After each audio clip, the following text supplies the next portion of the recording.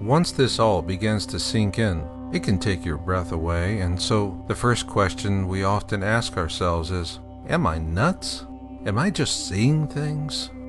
For those who feel this way, you're not nuts and you're not seeing things. What's happening is that the blinders are coming off. When that happens, the first thing we all see is the realization that in 2012, Americans will be burying their dead as their forefathers did during the American Civil War. By the thousands, by the tens of thousands. But that was then, and at that time our government was far less capable of dealing with tragedies like this. After all, times change, don't they? We would all like to think that our governments can save all of us, but let's be practical. There are simply not enough resources to save everyone. In fact, most will be left to fend for themselves because our governments will have a higher agenda, that being to ensure the survival of our species. This is because our single greatest threat from Planet X will be the manner in which it interacts with our own sun. As Planet X approaches its closest point to the Sun, a violent cosmic duel will ensue, and it will last for many months. When that happens, our beautiful blue-green planet will be slammed by numerous perfect solar storms and cosmic lightning. In the Colburn Bible, the ancient Egyptians warn us that we will be so stricken with fear that women will become barren and men will become impotent.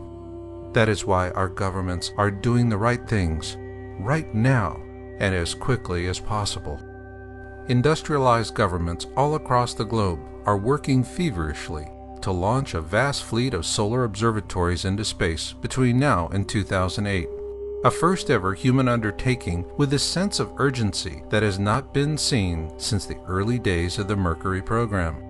Many of these satellites are already operational, and they will help our governments to sound the alarm in time for us to seek shelter from the deadly radiation of violent solar storms.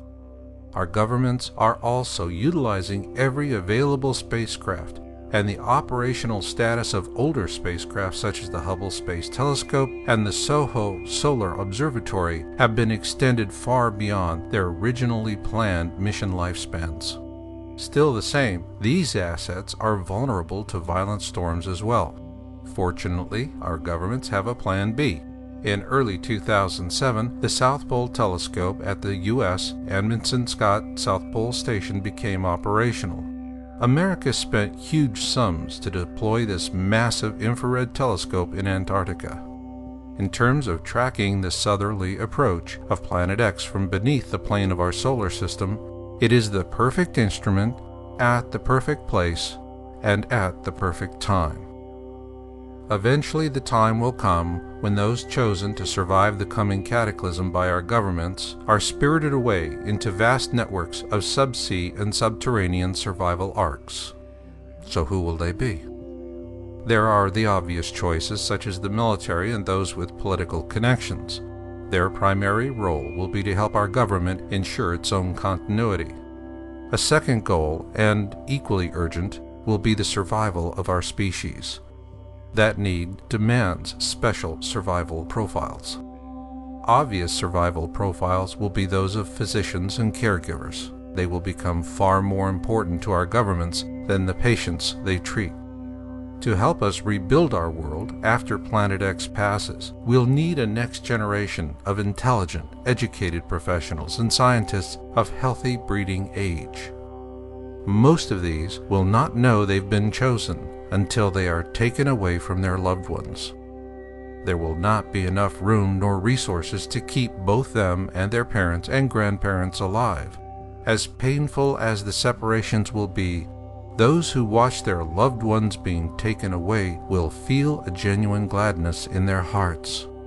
Meanwhile, those chosen will come to feel the weighty burden of a new and profound responsibility.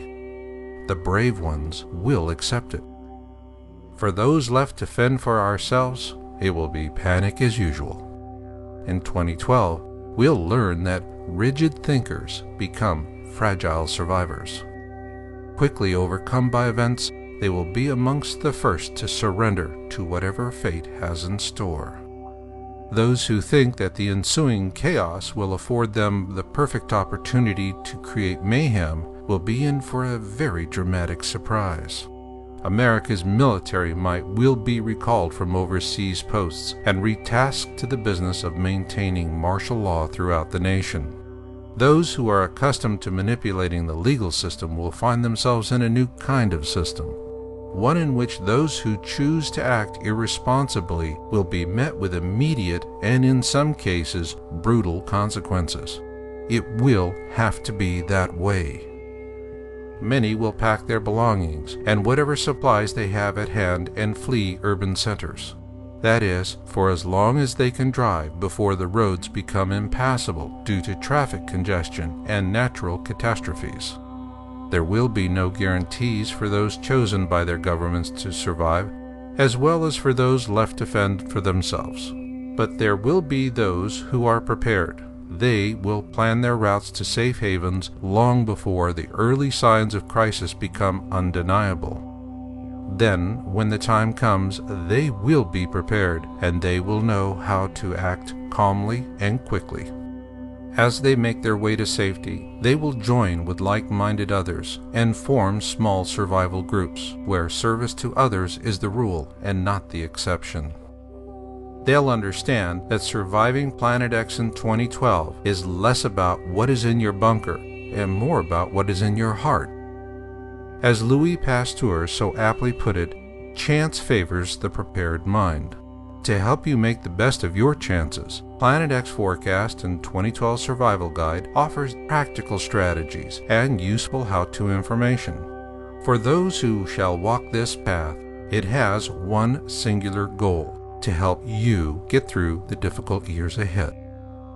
Eventually, Planet X will leave us in peace once again, and the steadfast few who have survived through a philosophy of service to others shall arise from the ruins. They will embrace this new future with humility, compassion, tolerance, and above all, love. For in the fullness of time, they shall bear witness to the marvelous rebirth of our world. And what will that look like?